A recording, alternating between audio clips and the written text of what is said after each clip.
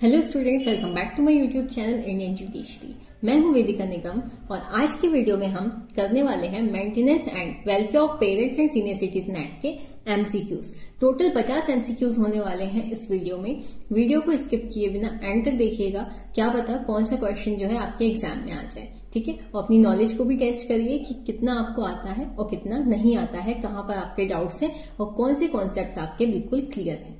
तो अपनी नॉलेज को भी टेस्ट करिए और इस वीडियो को एंड तक जरूर देखिएगा। चलिए स्टार्ट करते हैं आज का सेशन। पहला क्वेश्चन है, the maintenance and welfare of parents and senior citizen act was passed in which year. तो बताइए, माता पिता और वरिष्ठ नागरिकों का भरण पोषण और कल्याण अधिनियम किस वर्ष पारित किया गया था।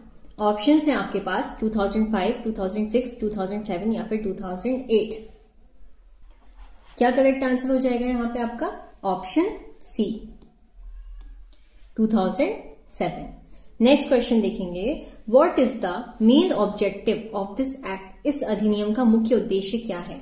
ऑप्शंस देखेंगे, to provide senior citizen health benefits, to ensure maintenance and welfare, provide pension या फिर एस्टेब्लिश ओल्ड एज होम। तो क्या इसका मेन ऑब्जेक्टिव है? वीडियो को पॉज करिएगा और फिर अपना आंसर अटेम्प्ट करिएगा।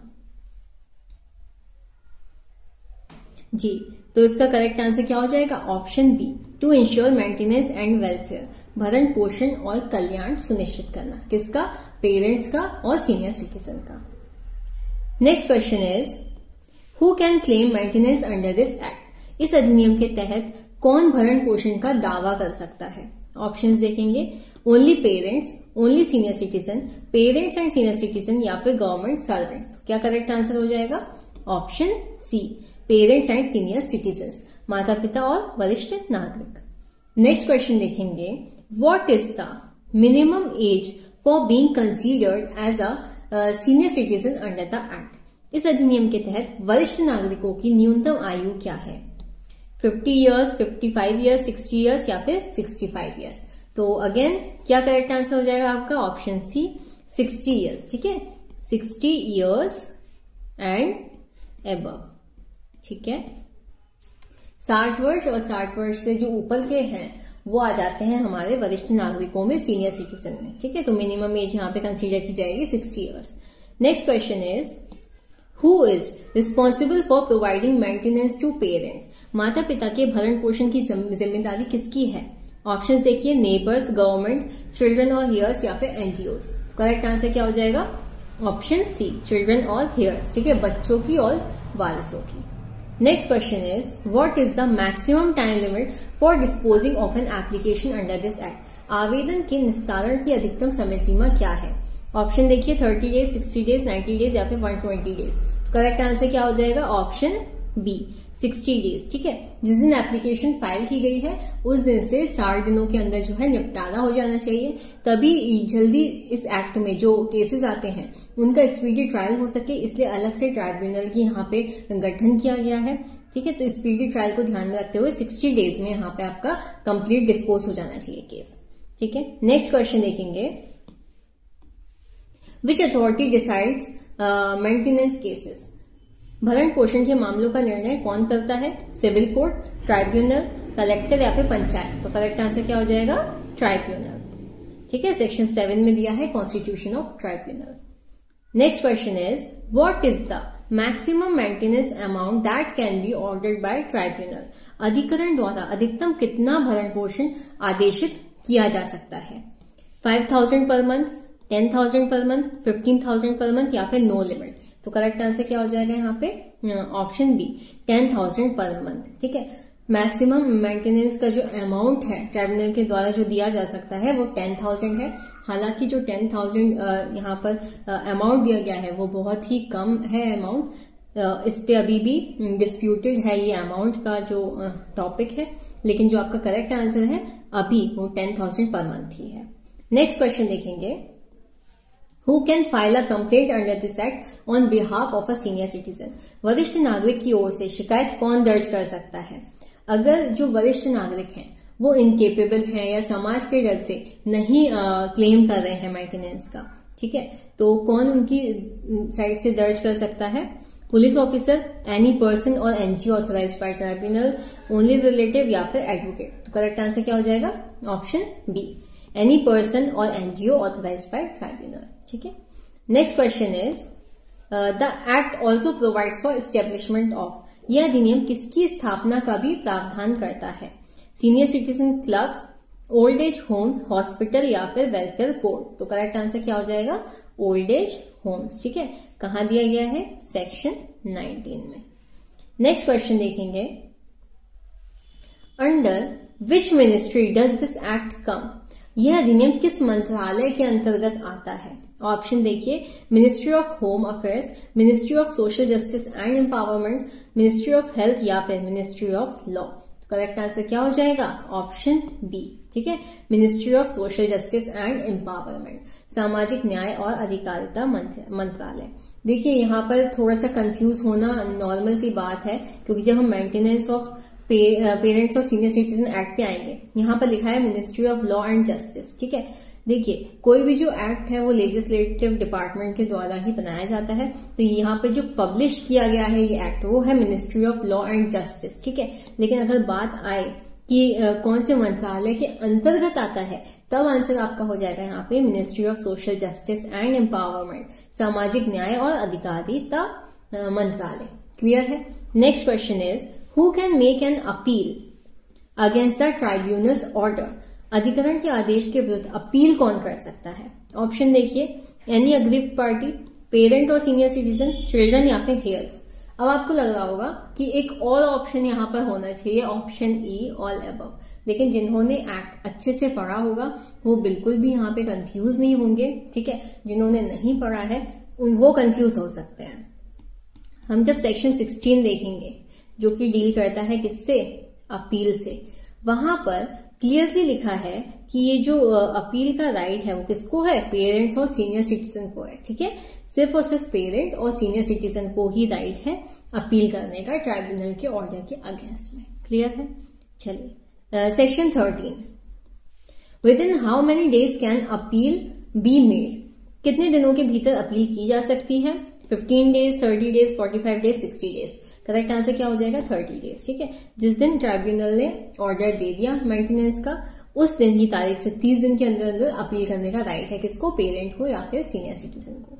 नेक्स्ट क्वेश्चन देखेंगे, what happens if a person fails to comply with the maintenance order, यदि कोई व्यक्ति भरण पोषण आदेश का पालन नहीं करता तो क्या होता है? Warning only, fine only, imprisonment up to 1 month और फाइन या फिर नो एक्शन। करेक्ट आंसर क्या हो जाएगा? Option C, imprisonment up to 1 month और फाइन, 1 माह तक कारावास या फिर जुर्माना हो सकता है। Next question is, what is the definition of maintenance in this act, इस अधिनियम में भरण पोषण की परिभाषा क्या है? Only food, clothing, residence, medical attendance and treatment, pension only या फिर शेल्टर ओनली। तो मेंटेनेंस का क्या मतलब दिया है इस एक्ट के अंतर्गत?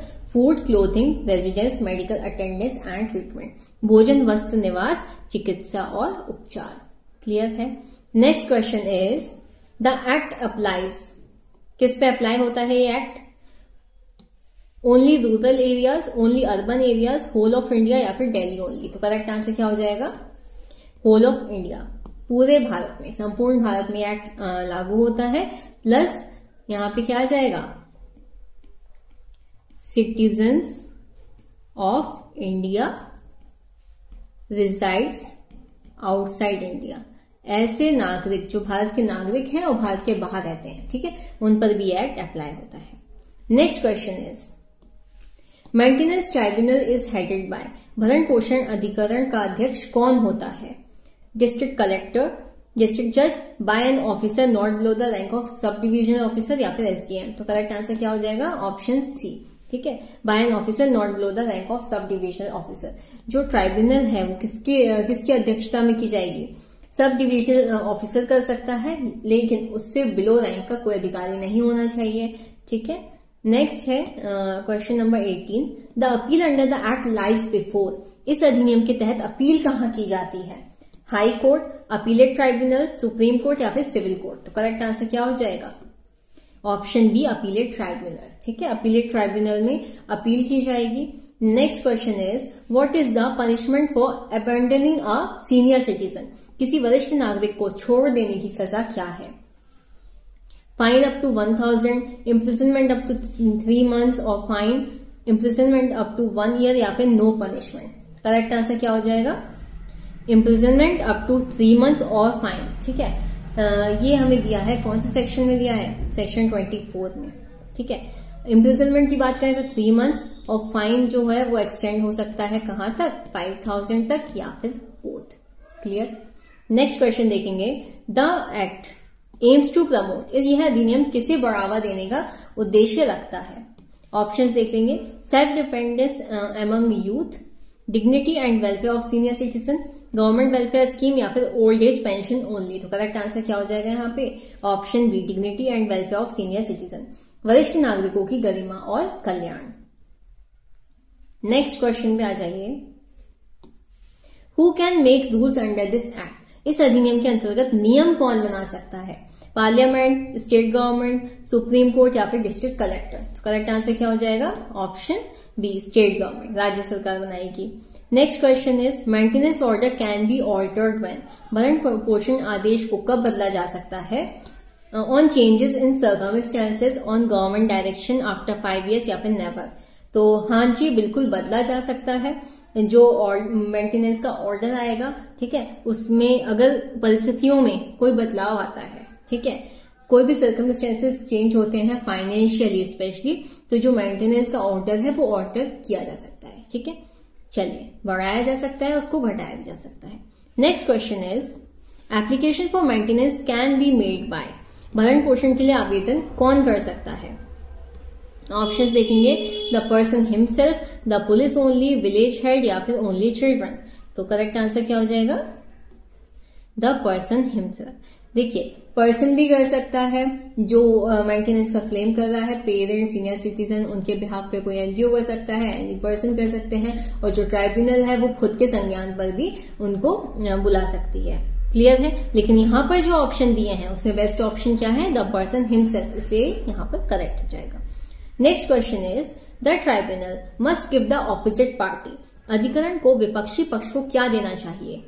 Police notice, opportunity of being heard, fine, summons only. तो करेक्ट आंसर क्या हो जाएगा? अपॉर्चुनिटी ऑफ बीइंग हर्ड, सुनवाई का अवसर देना चाहिए।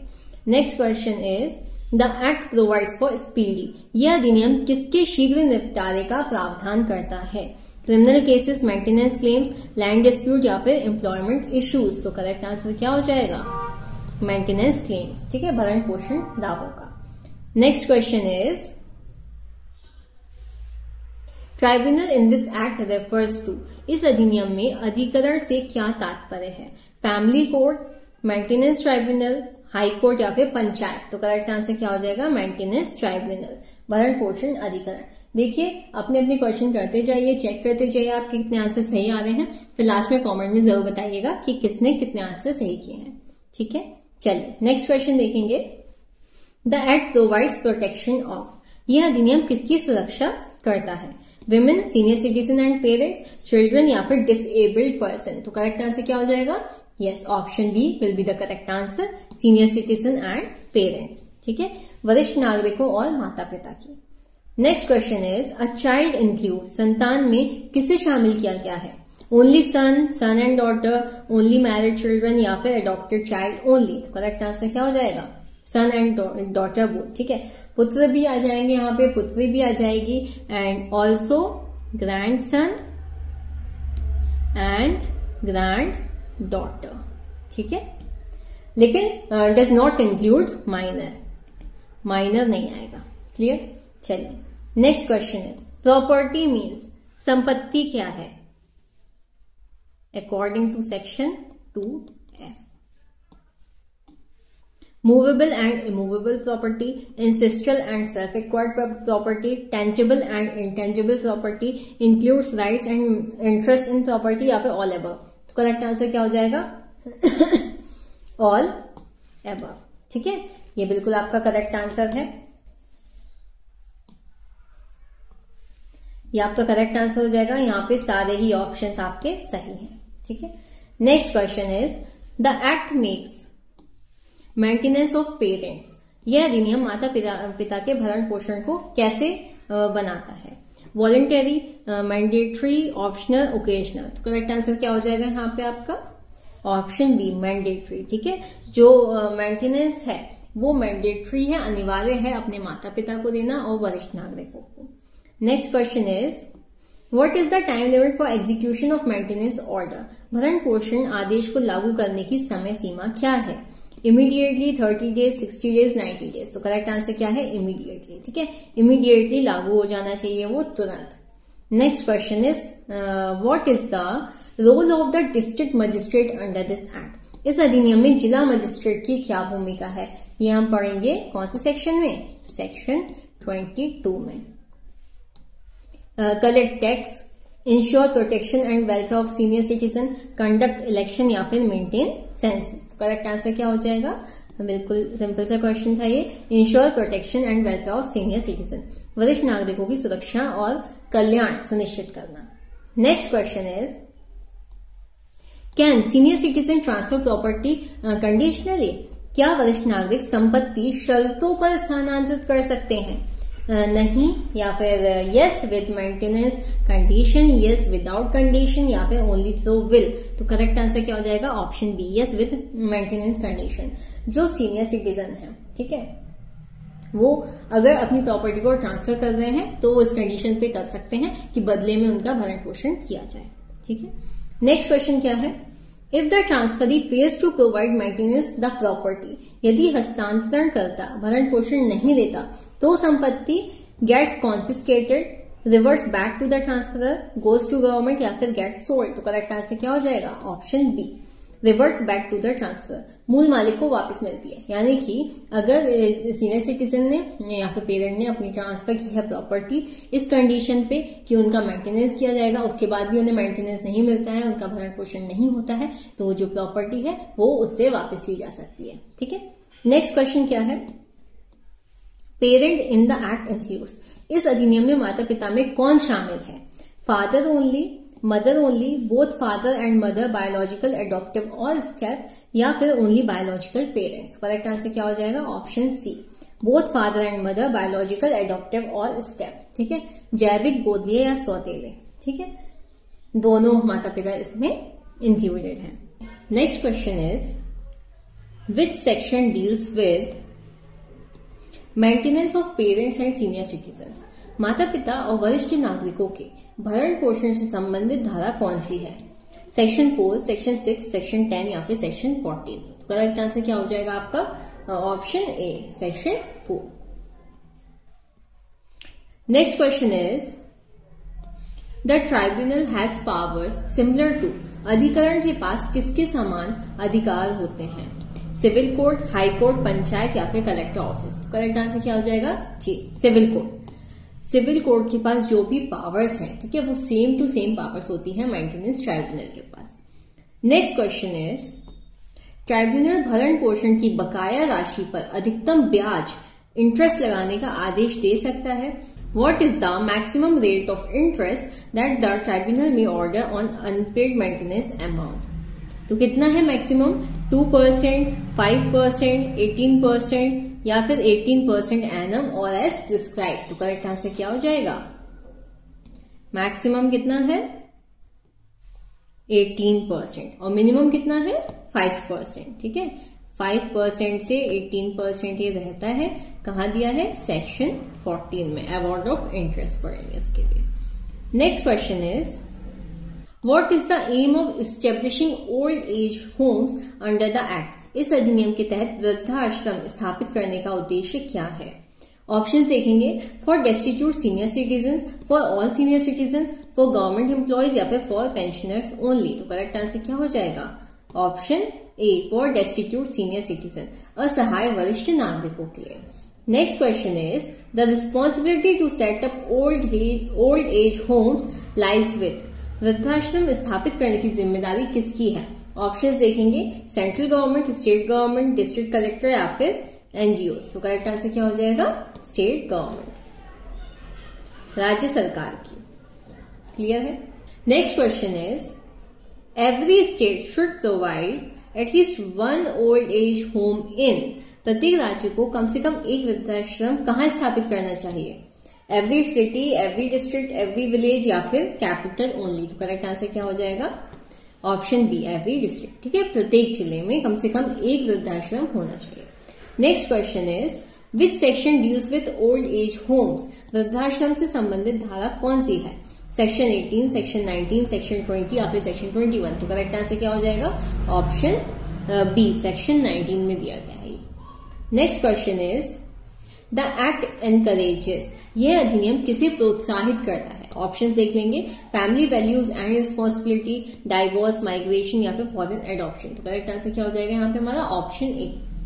ऑप्शन ए क्या बोल रहा है? फैमिली वैल्यूज एंड रिस्पॉन्सिबिलिटी, पारिवारिक मूल्य और जिम्मेदारी। Next question is the maintenance proceedings are, भरण पोषण की कार्यवाही कैसी होती है? Criminal, civil in nature, mixed या फिर एडमिनिस्ट्रेटिव? तो करेक्ट आंसर क्या हो जाएगा?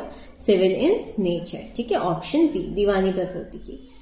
Next question is the act emphasize, यह अधिनियम किस पर बल देता है? ऑप्शंस देख लेंगे, independence of youth, duty of children towards parents, property rights या फिर इंडस्ट्रियल डेवलपमेंट? तो करेक्ट आंसर यहाँ पे क्या हो जाएगा?